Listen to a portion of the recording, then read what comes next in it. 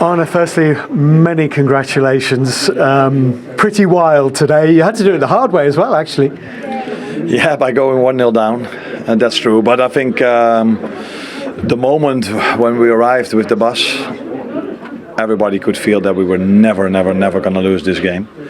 The fans were so supportive before the game, during the game, that even when we were 1-0 down, you could feel that this team and these fans were able to get this one over the line. You are the first Dutch coach to win the Premier League. That must make you very proud and will make your country proud. It's special, very special. To be the first one is something that will never change, and that is very special, especially at a club like this, where it's not that we won it 9 out of 10 times in the last 10 seasons, but we did win it twice in the last 5 seasons. Of course, last time you won it, you experienced what it felt like to win the Premier League, but you didn't experience what it was to hear winning the Premier League, because there was nobody here. Very different today. Yeah, completely different. The feeling is unbelievable. To play also home and be able to win it by winning the game is incredible.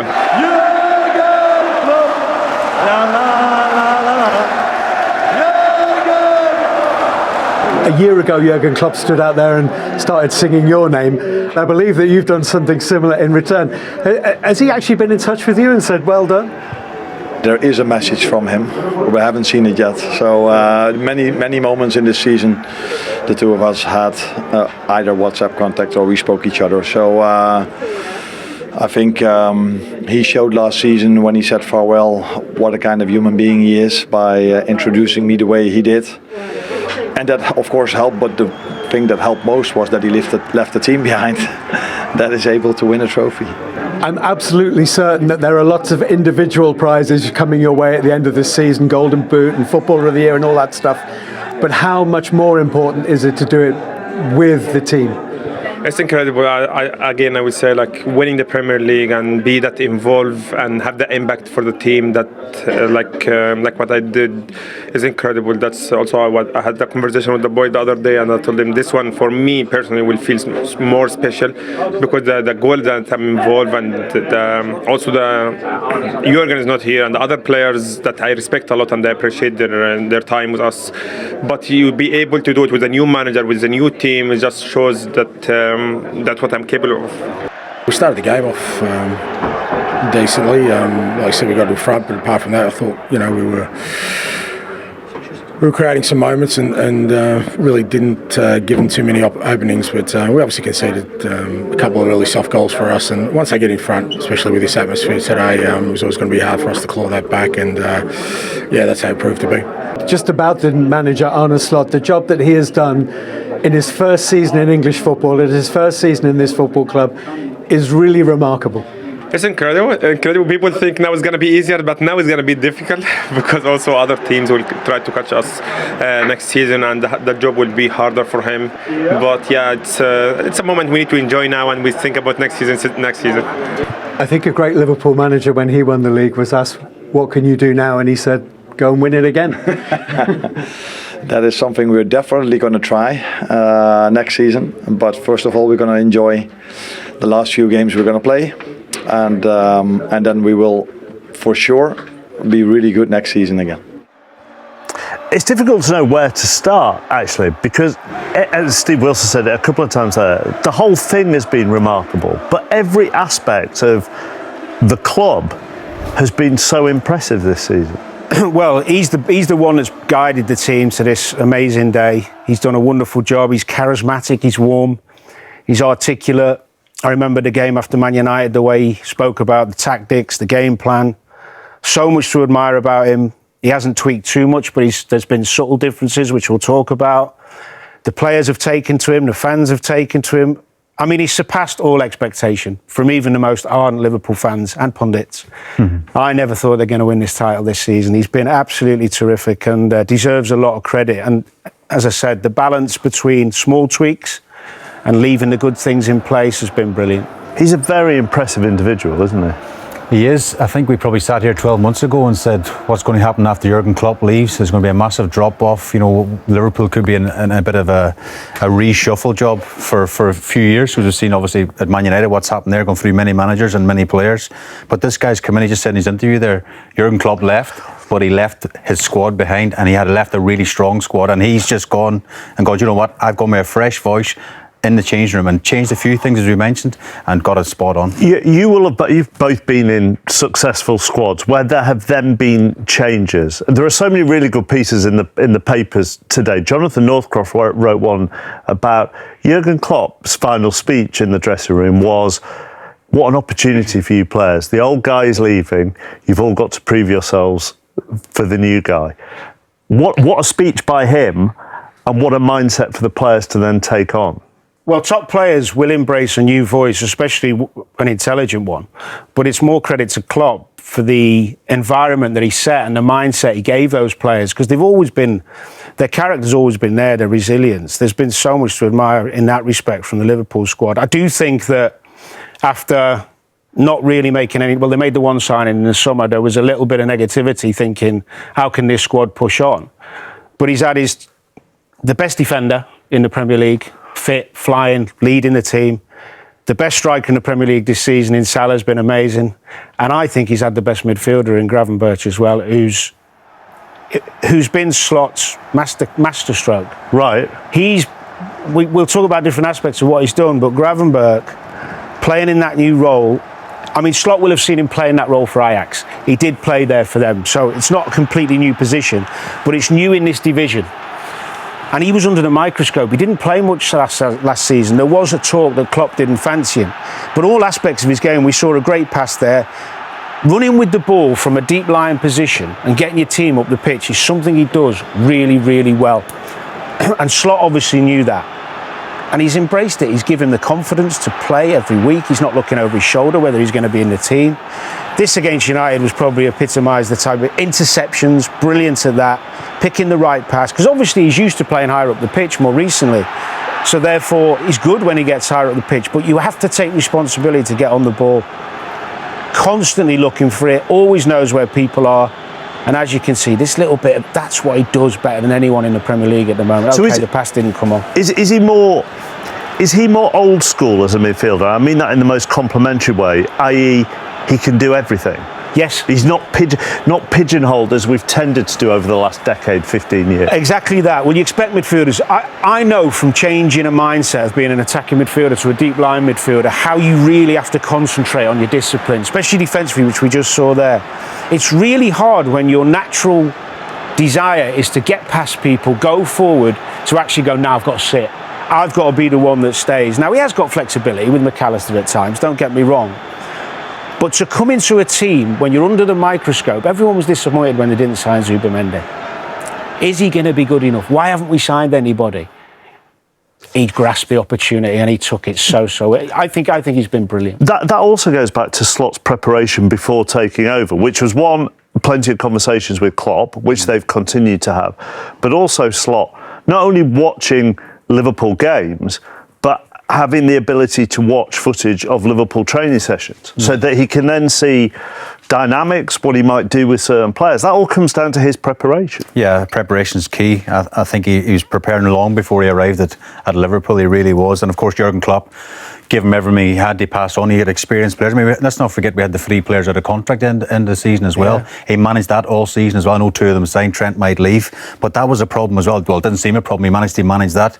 And I think the personalities within the change of Andy Robertson, Van Dijk, the likes, there's lots of leaders there. Mo Salah, there's leaders within that, and I think he lent heavy on them as well in his first season. But this spine is crucial, isn't it? I mean, he left out the goalkeepers there, I might add. Right. He went to only because I knew you were coming to them. Okay, I wanted to give you a bit of... I hear you. Well, go on then, do the goalkeepers. No, I think any Premier League team that wins the Premier League, you need to have a top goalkeeper, the spine of the team, but it starts with the goalkeeper. And I think Liverpool have had 2 top goalkeepers this year. You know, Craven Keller played 10 games, but this guy, for me, Alisson's probably the best, not only the best goalkeeper in the Premier League, but actually one of the best goalkeepers in the world, if you ask me. 1v1 situations, Mark, he's the best, I would say. He's just so quick off his line, he's so decisive, and he brings that presence to this team. You know, we talk about years gone by, you know, goalkeepers, Peter Cech, Peter Schmeichel, all these brilliant goalkeepers. Alisson is right up at the very top. You know, the reaction save, we see this is a double deflection. No right to make this save, absolutely brilliant save. And he has that presence and he has that calmness within the team. You know, again, it's another brilliant, it's a double save. He makes a 1v1 block a game, but it's this chip from Kudos. Watch this for his feet getting back into position. He tips that onto the crossbar, no right to save it. He makes saves that all goalkeepers just simply don't make. And that's the difference for this is the shot at the end today. Van Dijk and the players know how important the goalkeeper is. And there's a special relationship. I think you need that as well from the centre half and your goalkeeper as well. Just a quick one as well. A couple of other things he's done, I think, which have been key. The Trent Alexander position, where he was so central midfield, much more under Klopp. He's played more as a fullback. He's had more of a balanced shape. And I think, obviously, we've talked before about the more measured approach at times, more possession, managing games, winning games when they don't play, so it's not been as chaotic. They do still have that dynamism, but there's a couple of other small tweaks that he's done. Just one more on Alisson, and you may have said this to me on the radio, or it may have been Rob Green who said it to me on the radio, I can't remember it, but for all the shot stopping and everything, the key to his brilliance is his footwork. Is that right? Well, even that save he tipped onto the bar, that's all about footwork. But the biggest and the best thing, a compliment I could give him as well, is his calmness. So when they step across that white line, they know they've got Alisson or Keller behind them, and they both bring a calmness to the team. We've seen other goalkeepers even today, watching the games today, that's a bit panic stations when they don't know what the keeper's going to do. When you're playing behind Alisson, he brings that confidence through the team. He does. And then in front of him, and you mentioned they tend to have the best player in the league in every position, but the Van Dijk-Konate partnership has flourished. Yeah, well, I think no doubt Konate's had his best season in Liverpool's shirt, and that's partly because he's next to Van Dijk, but I think more to do with the manager giving him the confidence to play him week in, week out. Last season he was in and out a little bit. There was times where Klopp picked Kwanzaa ahead of him, even Gomez at times, and maybe he was losing a little bit of confidence in the fact, you know, you have a bad half hour, a bad game, I'm going to get left out. I mean, you mentioned earlier the first game of the season, he didn't start, and at half-time Delap had been causing Kwanzaa a few problems, and he put Konate right on, did a great job, and left him in. And his confidence grew. But that partnership with those two is now being talked about. A lot of talk, Gabriel and Saliba, for a couple of seasons now. These two have matched them this season. These two have matched them. And look at the numbers when they play together compared to when they don't. I mean, it really is stark. The only thing, we don't want to be in the same position next summer. Konate's only got a year left, so that needs sorting out. Yeah, but then one of the knock-on effects for Konate, I mean, look, you have no idea who may be interested in him or what a certain player wants. But once Konate knows that Van Dijk has signed for another 2 years and knows where that future of that defensive partnership is, that's a bigger sell to get him to sign, isn't it? But again, it's the powers that be have to make a decision. I would say this summer on Konate, because he has had a brilliant season. You're going to get maximum money for him now. You can't let him run down and go on a free transfer. He's still relatively young. And on the back of a brilliant season, you'd have to tie him down. And Van Dijk as well, you'd imagine he'll be in his ear as well. Like, this could be the start of something major at the club. And the other player that they've tied down is Mo Salah, who, as Steve said, is likely to win Golden Boot and Player of the Year.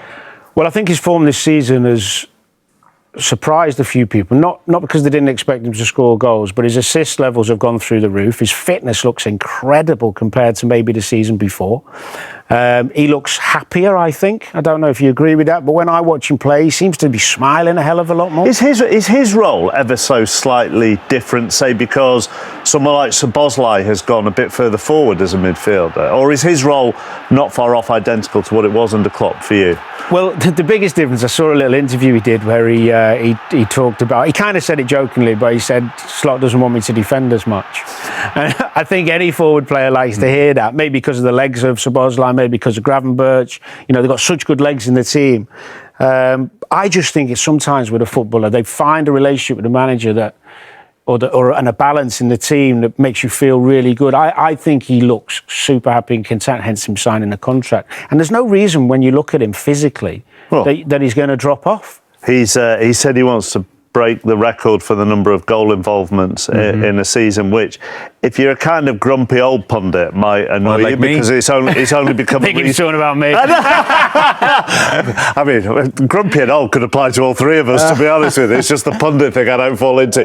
But it's a bit more of a new thing, goal involvements. But we've gone back through the stats to create the record, and he is on course to break it. No, I think he mentioned in his interview as well, that's important to him as well. As Danny says, his assists have gone up this year as well. And of course, you'd imagine in the last few games he'll add 2 goals and assists as well and probably get the top of that record. But what you would say, and Danny mentioned a really good point, Slot has actually said to him, yes, defend at times, but we want you to have your energy and your legs going forward. And there was a period this season, he was unplayable, unstoppable. Everything he'd done turned to goals. And that's when Liverpool really kicked on. I think it's also worth saying as well, the other forward players have all chipped in. Yeah, and when you think about another little tweak, giving Slot more kudos here, Diaz played a lot of games centre forward. And he didn't play centre forward for Klopp very often, if at all. And that's partly because he didn't fancy Darwin, which is obvious with the lack of minutes. But I also think he played Diaz high, the tenacity, you know, that ability to run with the ball and the different qualities he's got, which has also helped Salah at times. They've had some nice combinations. It doesn't happen very often, does it, this? But you also have to say, for everybody involved in the running of the club, fair play. Because they identified the right man, they've stayed calm over contract negotiations, and everything has been incredibly smooth. It feels that way, doesn't it? Feels like they're in really good hands. Recruitment's good. They've now got a super amount of money to spend this summer. I also was amazed they didn't get someone in January just to reinforce, but they didn't feel the need to. It feels like all the decisions they're making, they're getting right. Mostly the manager. I think he's got charisma as well. He's got a sparkle in his eye. I think the players want to play for him. You can tell that today after the celebrations as well. They're all hugging him and whatever. And even when he's singing Jurgen Klopp's name, they come and spray him with a champagne, whatever. He's got a connection straight away. And you know, Dan, the fans as well, they've taken to him big time. He's a hero already, isn't he? That today is amazing for so many Liverpool fans who've never had the experience of watching Liverpool win a title. I've been lucky enough to have that experience as a fan when I was a young lad, and everyone used to just take it for granted.